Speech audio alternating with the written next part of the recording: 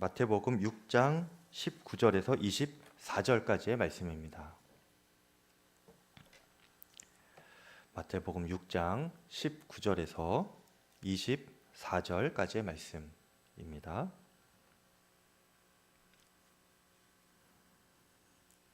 저와 한 절씩 교독하고 마지막은 함께 읽겠습니다. 제가 먼저 읽겠습니다. 너희를 위하여 보물을 땅에 쌓아두지 말라. 거기는 좀과 동록이 해야 하며 도둑이 구멍을 뚫고 도둑질 하느니라.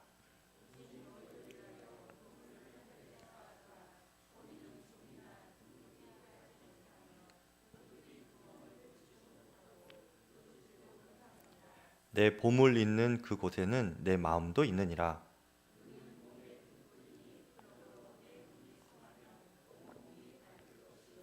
눈이 나쁘면 온 몸이 어두울 것이니 그러므로 내게 있는 빛이 어두우면 그 어둠이 얼마나 더하겠느냐.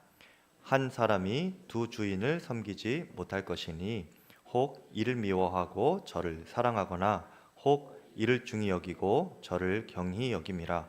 너희가 하나님과 재물을 겸하여 섬기지 못하느니라. 아멘. 하나님의 말씀입니다.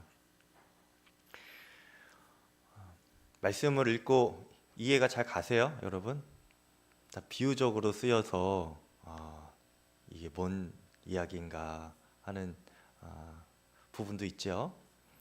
오늘 말씀에 보물이 나옵니다. 보물은 여러분 일반적으로 돈과 재물을 의미하죠. 재물과 돈은 우리의 삶에서 뗄래야 뗄 수가 없는 필수품입니다. 그런데 먼저 우리가 이 돈, 재물 이것에 대해서 알아야 할 것은 이 성경에서는요 돈 자체를 악하다고 말하지는 않습니다. 돈은 죄가 없어요, 여러분.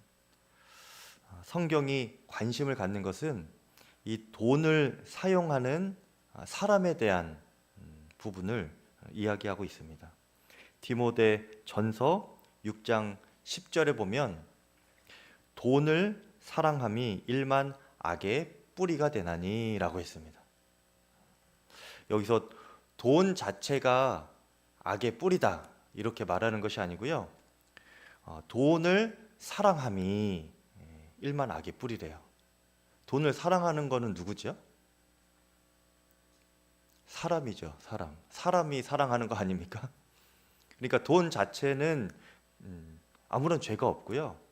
돈을 사랑하는 그것 자체를 성경은 악하다, 죄다 이렇게 말하고 있는 것입니다. 여러분 배우자가 있으면 배우자만 여러분 사랑해야 되죠. 그렇죠? 근데 배우자가 있고 또 다른 이성이 있는데 이 배우자도 사랑하고 또 다른 이성도 사랑한다면 어떨까요? 아니 둘 다 뭐 배우자도 사랑하고 다른 사람도 사랑하는 거니까 이 정도 뭐 괜찮은 거 아닌가 뭐 그렇게 할 수 있어요, 여러분? 할 수 있나 보죠?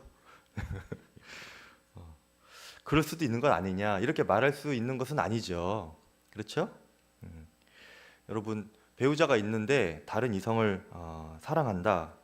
그것은요 그럴 수도 있는 게 아니라 그 정도면 뭐 괜찮다 이런 것도 아니고요. 나의 배우자 대신에 다른 대상을 사랑하고 있는 것 뿐입니다. 둘 다 사랑하고 있다 이것은 있을 수가 없어요. 그렇죠? 배우자에 대한 죄를 짓는 것입니다. 하나님의 자녀들이 돈을 사랑하게 된다라고 하는 것이 바로 그것이에요. 하나님 대신에 돈을 사랑하는 것이죠. 하나님도 사랑하고 돈도 사랑합니다. 이것이 아니고요.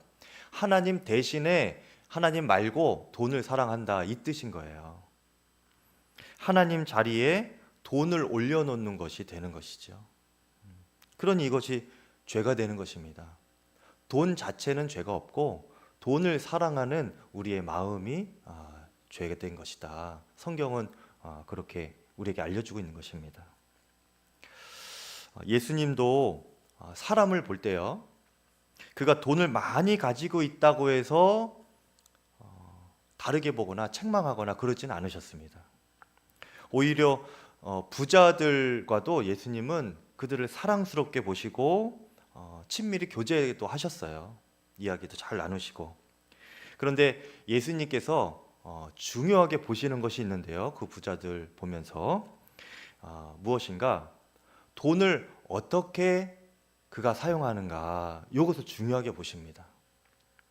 두 가지 사례를 볼 텐데요. 먼저는 마태복음 19장입니다.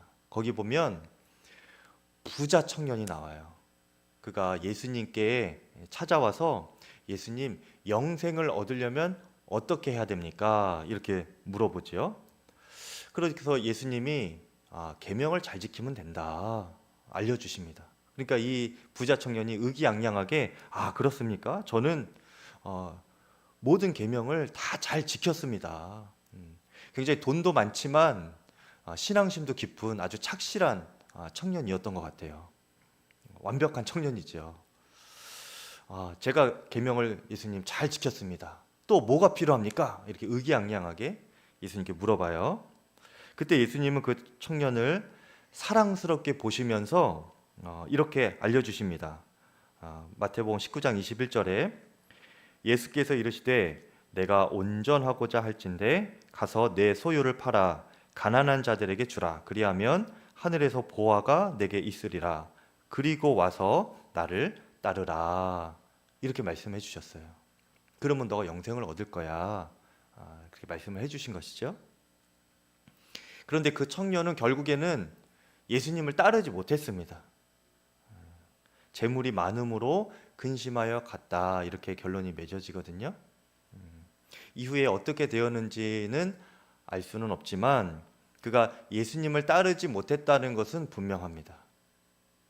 그리고 영생을 얻으러 왔다가 예수님께 그 방법을 알려고 왔다가 결국 실패하고 돌아가죠. 여러분, 그가 돈이 없어서 지금 예수님을 따르지 못하고 영생을 얻지 못하게 된 것입니까? 돈이 많아서? 돈이 많다고 해서 그가 영생을 얻지 못한 것이 아니에요. 돈은 죄가 없고요. 돈이 그가 많은 것도 죄는 아닙니다. 그가 부자라는 것 자체가 이상한 것이 아니에요.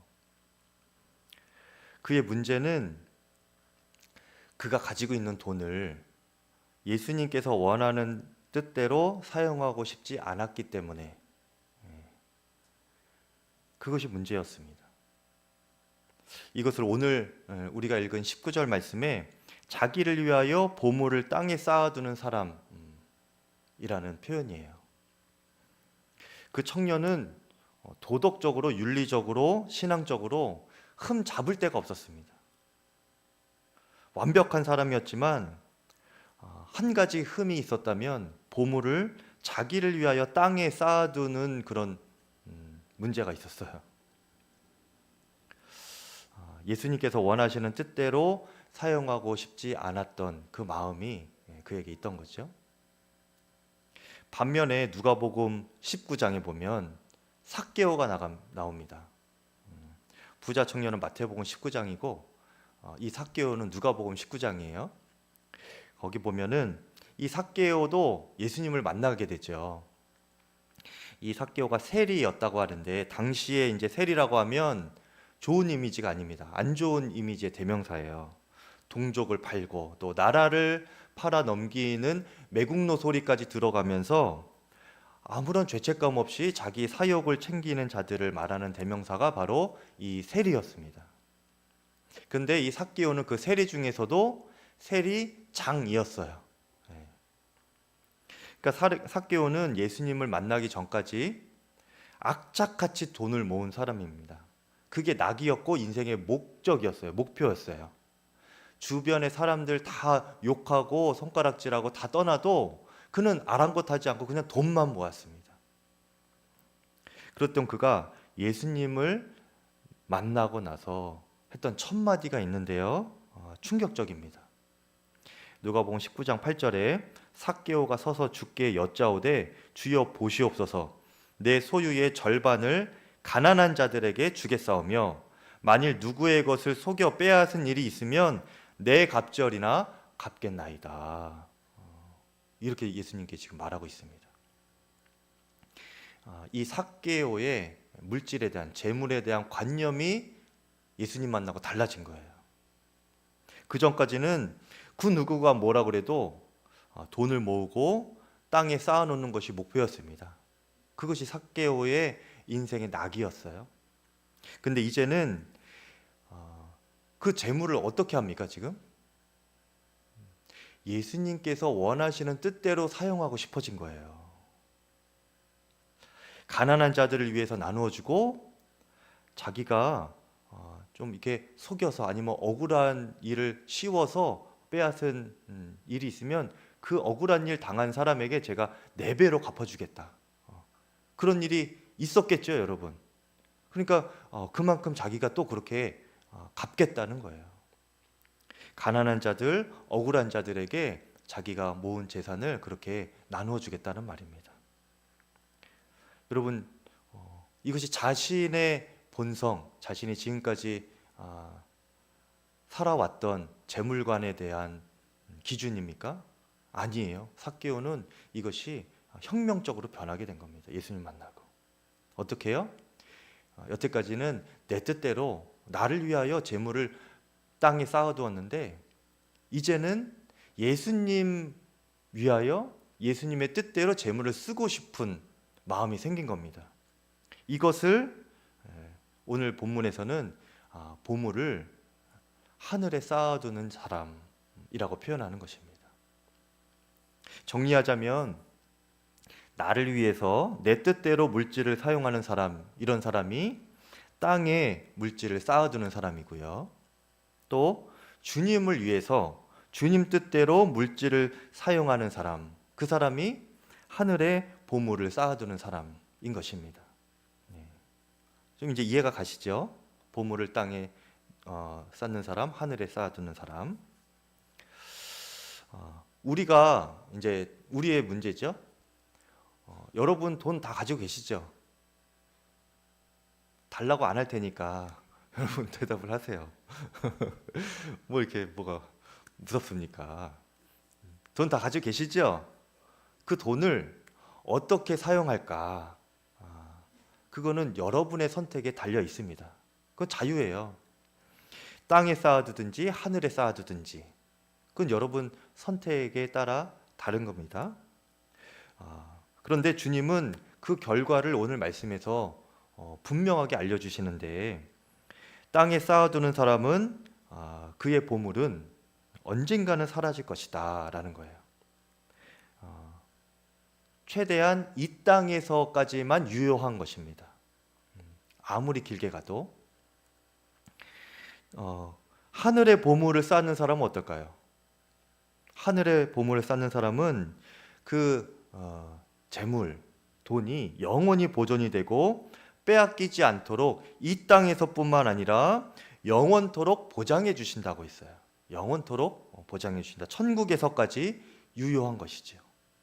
그게 하늘의 보화를 쌓는 사람들이 맞이하는 결말입니다.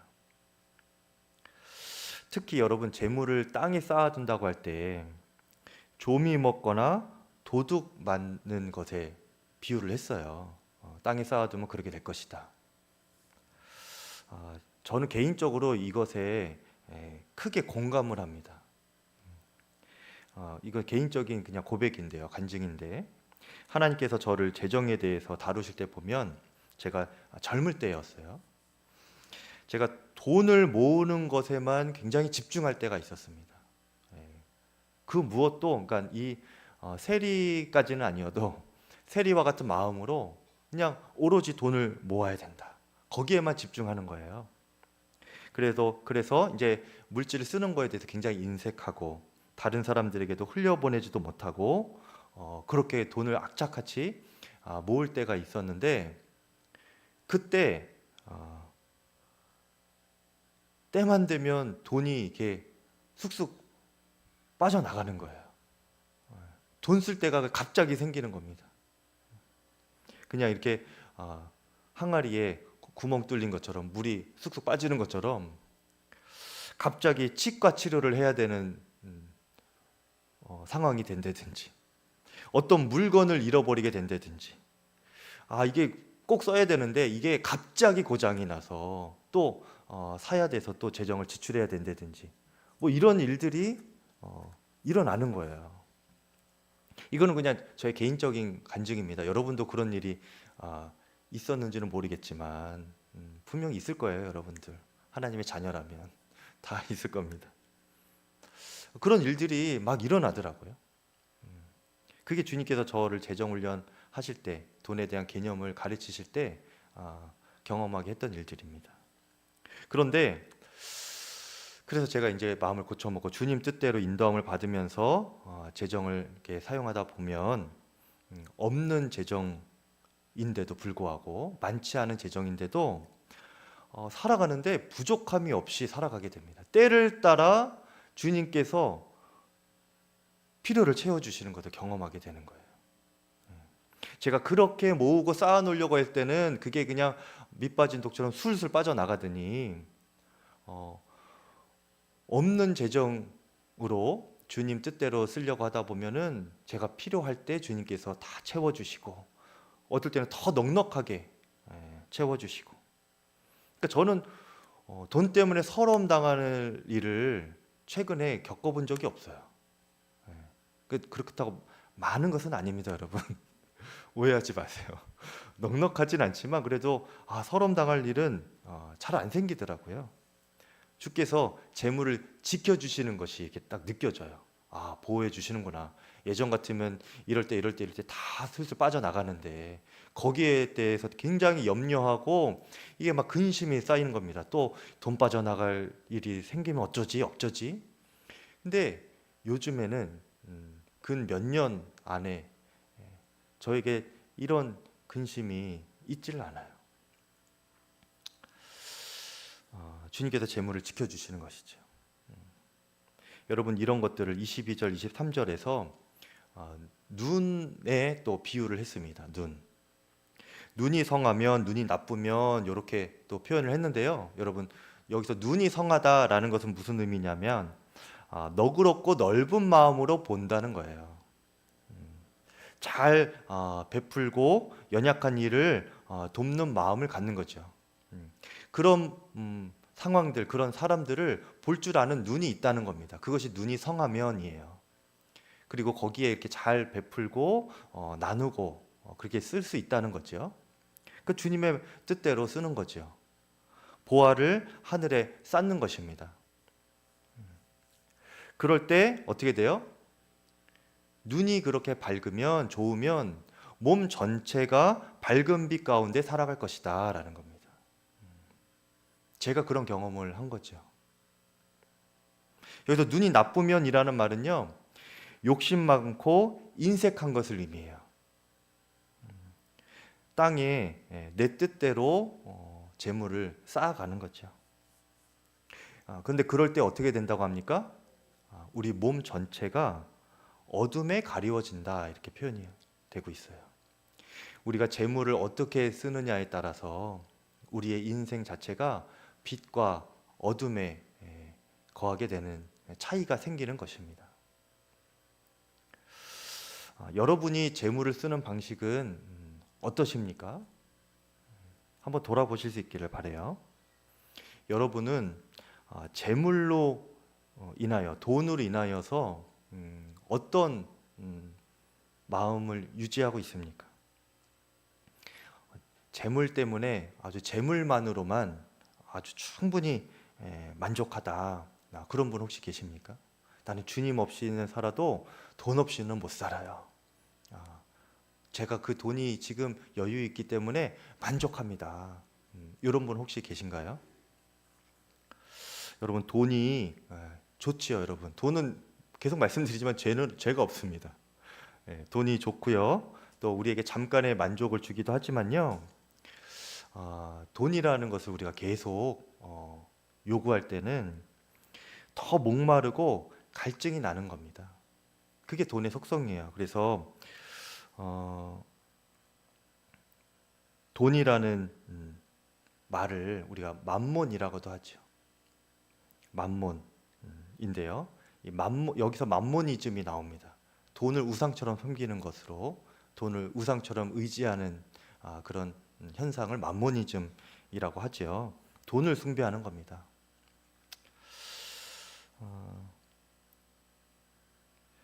그런데 이 만몬이라는 말의 원래 어원 속에는요, 뜻이 맡기다라는 뜻이 있었대요. 원래는. 그래서 이게 무슨 의미인가? 하나님께서 최초에 우리에게 만몬을 주신 거예요. 우리에게 돈을 맡기신 겁니다. 네. 그런데 이게 인간의 마음 또 돈의 속성에 의해서 이것이 사람이 의지하는 대상으로 변질이 된 거죠. 언제부턴가 인간은 그 만몬을 맡기신 하나님을 제쳐두고 그 맡겨진 만몬, 그 돈을 의지하고 숭배하게 된 겁니다. 그것이 만모니즘이에요. 그리고 이것이 재물의 속성이고요. 그러니까 여러분에게 돈이 이렇게 주어지잖아요. 죄 없는 돈, 아주 깨끗한 돈이 주어집니다. 그런데 그것이 어느 순간에는 내가 의지하는 대상이 되고 내가 숭배하는 우상이 돼버린다는 거예요. 참 무서운 것이죠. 그러니까 우리가 재물을 사랑하고 있다. 또 재물로 인하여 돈으로 인하여서 내가 만족을 하고 있다. 이것은 무슨 의미예요? 그것은 그만큼 마음에 주님이 멀리 계시다라는 뜻입니다. 맡기신 하나님을 제쳐두고 맡겨진 돈을 숭배하게 되는 것이 되는 거죠. 여러분이 재물로만 여러분 충분히 만족하고 있다면 그만큼 주님이 멀리 계시다는 것을 여러분 꼭 기억하시기를 바라요. 24절에 뭐라고 합니까? 우리 함께 읽어볼까요? 24절에 시작. 한 사람이 두 주인을 섬기지 못할 것이니 혹 이를 미워하고 저를 사랑하거나 혹 이를 중히 여기고 저를 경히 여김이라.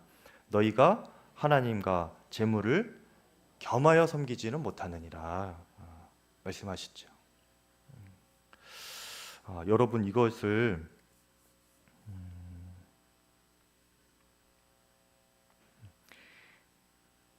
항상 모든 것을 포기하고 금욕 생활을 하고 우리가 가난하게 살아야 됩니다.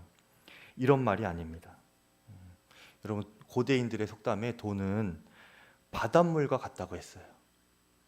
마시면 마실수록 더 목마르게 된다는 거죠. 모든 것을 포기하고 금욕 생활하고 가난하게 살라는 말은 아니지만 그것을 목말라 하고 그렇게 사랑하는 대상으로 삼아서는 안 된다는 말입니다. 웨슬리 목사님, 감리교 창시자이시죠. 웨슬리 목사님이 이 재정 원칙을 성도들에게 제시하시면서 3단계로 말씀하셨어요. 당신이 할 수 있는 한 옳은 방법으로 돈을 많이 버십시오. 그러셨어요. 돈 많이 버십시오, 여러분. 이제 마음이 좀 놓이시죠?